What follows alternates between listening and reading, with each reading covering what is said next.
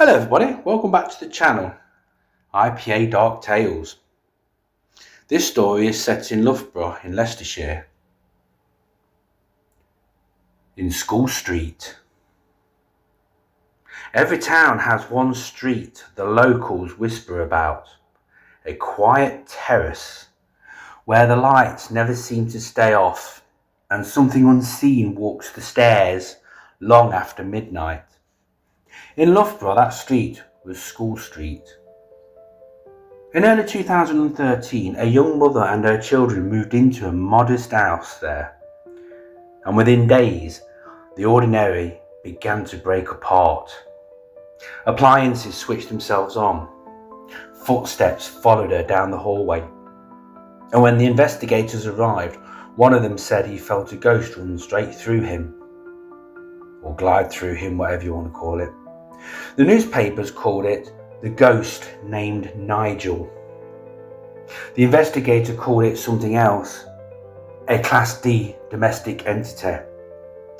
This is the story of the School Street haunting and what really happened inside that house.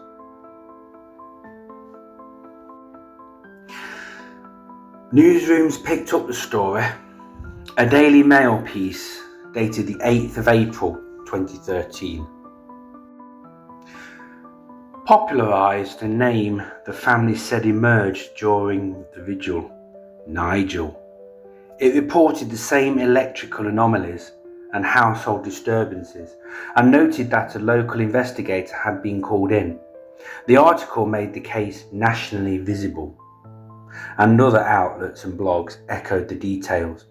A frightened tenant, unexplained activations, and a request for help from the housing association that managed that property at the time.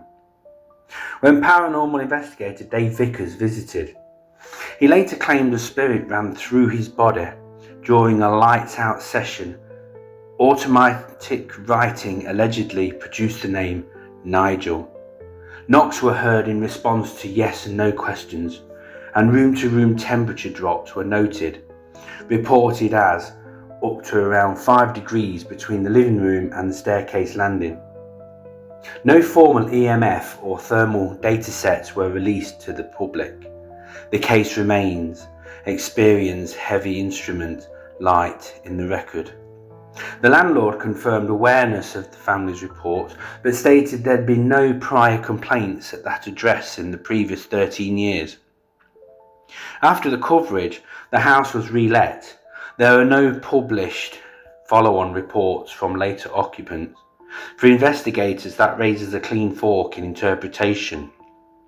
Location-bound energy that went quiet, or a person-specific catalyst that left with the family, followed them probably to their next location.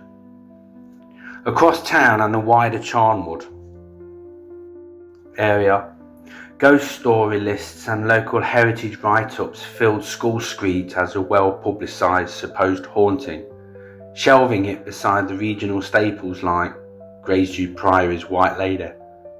The figure said to appear at the bus stop opposite the ruins before vanishing.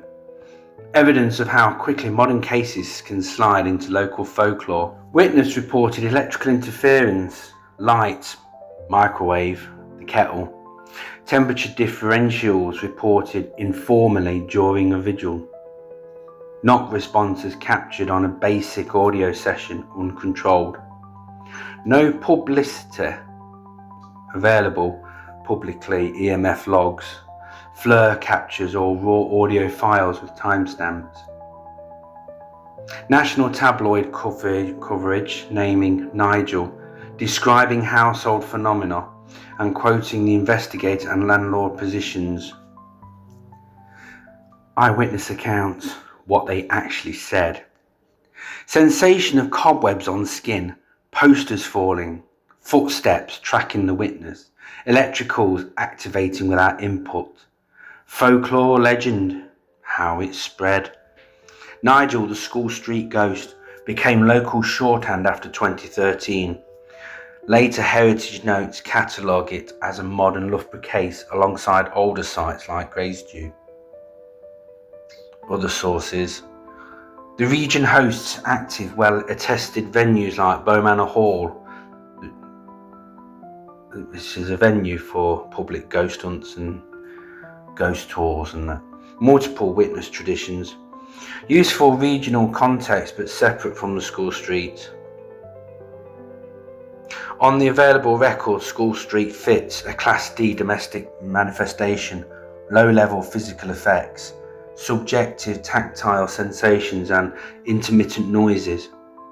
Without corroborating instrument data, the clean cessation after 2013 tips probability toward person-specific factors, occupant sensitivity, stressor peaks or electrical conditions unique to that tenancy, over a persistent location-bound imprint.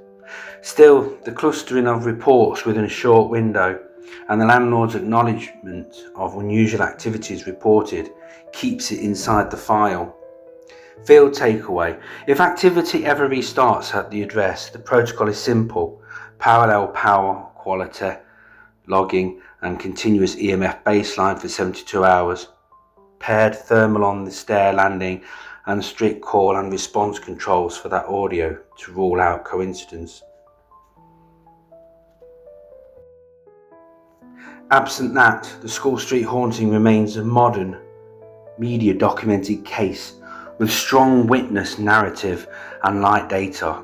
A reminder that not every local legend arrives with graphs, but some leave a footprint big enough to map. So the house on the School Street still stands. Same bricks, same narrow hallway, same stairwell where the cold spots were first felt. The family moved out and the ghost they called Nigel went quiet. Or is it still laying low, waiting? No more footsteps, no more flickering lights, no more cobwebs across the skin. Maybe it was the house, or maybe it was them. Or maybe whatever haunted that home finally found what it was looking for. The file was closed in 2013, but if you ever pass through Loughborough at night and see one upstairs light still burning on School Street, don't stop. Just keep walking. Well, that brings us to the end of this story. We hope you enjoyed it. Do check out our other videos and short stories, especially on I.P.A. Dark Tales. Until the next time, please don't forget to like, share and subscribe. Click that notification bell for latest uploads. Thank you for watching and thank you for listening.